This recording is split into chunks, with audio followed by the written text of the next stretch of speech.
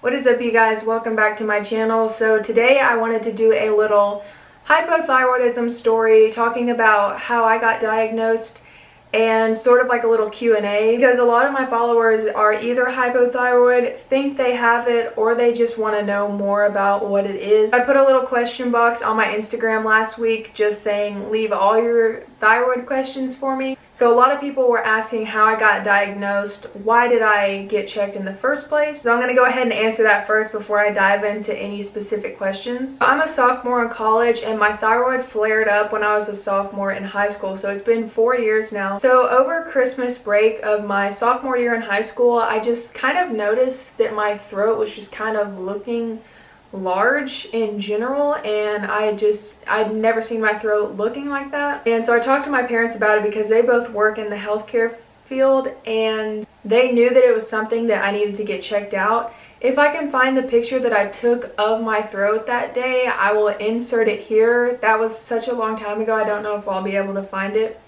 But if I can, I will insert that here. So we went to a doctor and they scheduled me to have an ultrasound. They went into the ultrasound, they said that I had a nodule, which is kind of a general term because it could be a cyst, it could be a tumor, it could be probably a wide range of things that I don't even know about. So after finding this nodule, they referred me over to an endocrinologist, and that was about 2 weeks later. So when I got to the endocrinologist, he performed an ultrasound and the nodule was gone, which was really weird.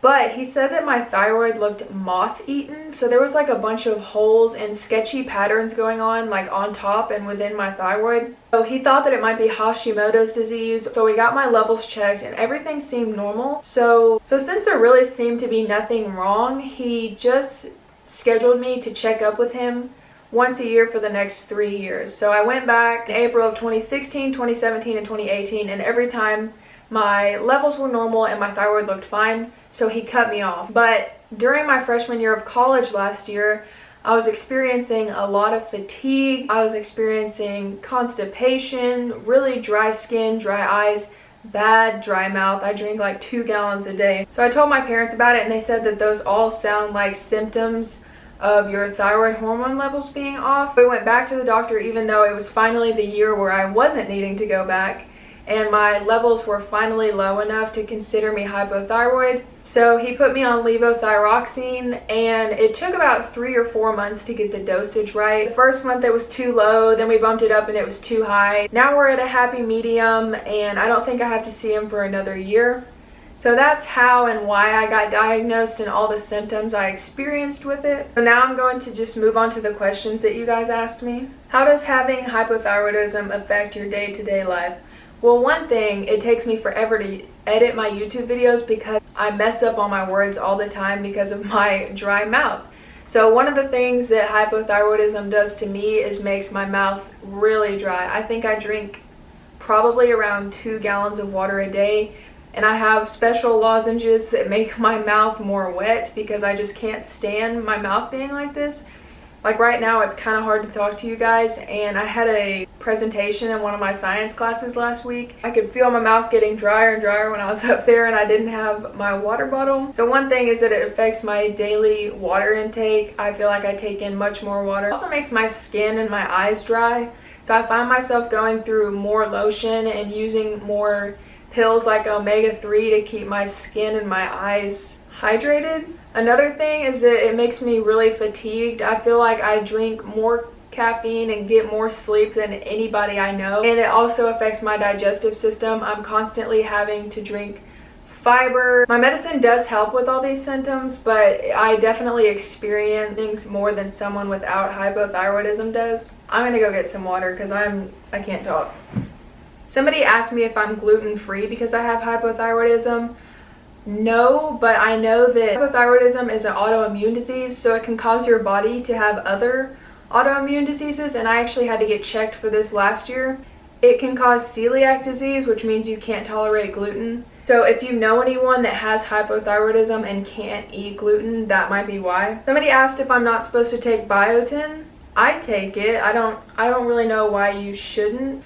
But I don't know about that. I probably should research into that. How do I deal with fatigue?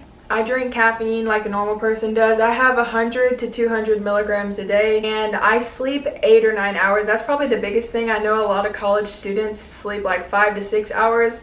I have to sleep 8 or 9, or I'm just gonna be like a zombie all day. Also drink a lot of water. I know that anybody dealing with fatigue could possibly just be dehydrated. What supplements do you take for it? So I take levothyroxine as a prescription drug, and also it's caused my iron and my D3 levels to be low, so I take iron supplements as well as D3 supplements. So a big thing with hypothyroidism is that it causes a lot of people to either gain weight or have trouble losing weight. So there was about 3 years in between my thyroid flaring up and me actually getting diagnosed with hypothyroidism. I think the first 2 years of that period I was overweight, and that's like the left side of all my transformation photos.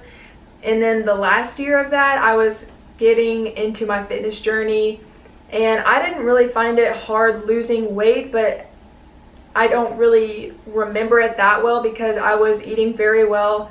It was the first time I had been working out consistently, and I wasn't aware that like even having thyroid problems could affect your weight loss. So I don't really know if it made me retain weight or made it hard for me to lose weight, but I know that that's common for a lot of people.